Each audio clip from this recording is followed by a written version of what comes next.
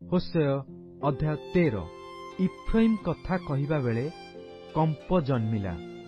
ସେ ଇସ୍ରାଏଲ ମଧ୍ୟରେ ଆପଣାକୁ ଉନ୍ନତ କଲା।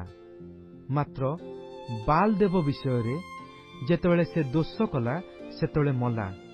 ପୁଣି ଏବେ ସେମାନେ ଅଧିକ ଅଧିକ ପାପ କରନ୍ତି ଓ ରୂପାର ଢଳା ପ୍ରତିମା ଅର୍ଥାତ୍ ଆପଣା ଆପଣା ବୁଦ୍ଧି ଅନୁସାରେ ଦେବତା ନିର୍ମାଣ କରିଅଛନ୍ତି। ସେ ସବୁ କାରିଗରର କର୍ମ। ସେ ସବୁ ବିଷୟରେ ସେମାନେ କହନ୍ତି, ଯେଉଁ ଲୋକମାନେ ବଳିଦାନ କରନ୍ତି ସେମାନେ ଗୋବଶ୍ଚ ପ୍ରତିମାଗଣକୁ ଚୁମ୍ବନ କରନ୍ତୁ।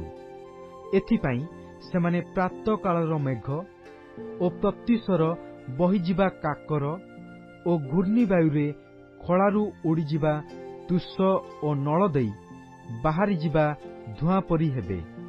ତଥାପି ମିଶର ଦେଶଠାରୁ ଆମ୍ଭେ ସଦାପ୍ରଭୁ ତୁମ୍ଭର ପରମେଶ୍ୱର ଅଟୁ ଓ ତୁମ୍ଭେ ଆମ୍ଭ ଛଡ଼ା ଆଉ କାହାକୁ ପରମେଶ୍ୱର ବୋଲି ଜାଣିବ ନାହିଁ ଓ ଆମ୍ଭ ଭିନ୍ନ ଅନ୍ୟ ତ୍ରାଣକର୍ତ୍ତା ନାହିଁ। ଆମ୍ଭେ ପ୍ରାନ୍ତରରେ ଓ ମହା ମରୁଭୂମିରେ ତୁମ୍ଭକୁ ଜାଣିଲୁ। ସେମାନେ ଆପଣାମାନଙ୍କ ଚରାଣୀ ସ୍ଥାନ ଅନୁସାରେ ପରିତୃପ୍ତ ହେଲେ। ସେମାନେ ପରିତୃପ୍ତ ହୋଇ ଅନ୍ତଃକରଣରେ ଗର୍ବିତ ହେଲେ। ଏଥିପାଇଁ ସେମାନେ ଆମ୍ଭକୁ ପାଶୋରି ଅଛନ୍ତି। ଏଣୁକରି ଆମ୍ଭେ ସେମାନଙ୍କ ପ୍ରତି ସିଂହତୁଲ୍ୟ ହୋଇଅଛୁ। ଆମ୍ଭେ ଚିତାବାଘ ପରି ପଥପାର୍ଶ୍ୱରେ ଛକି ବସିବା। ଆମ୍ଭେ ଛୁଆହରା ଭଲ୍ଲୁକ ପରି ସେମାନଙ୍କୁ ହାବୁଡ଼ିବା ଓ ସେମାନଙ୍କର ହୃଦୟକୋଷ ବିଦୀର୍ଣ୍ଣ କରିବା।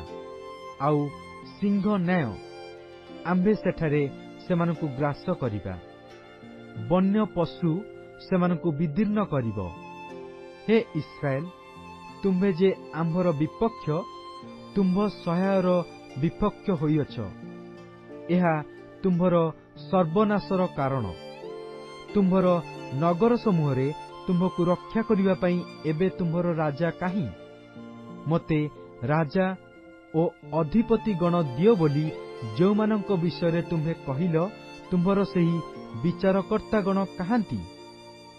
ଆମ୍ଭେ ଆପଣା କ୍ରୋଧରେ ତୁମ୍ଭକୁ ରାଜା ଦେଇଅଛୁ ଓ ଆପଣା କୋପରେ ତାହାକୁ ନେଇଯାଇଅଛୁ।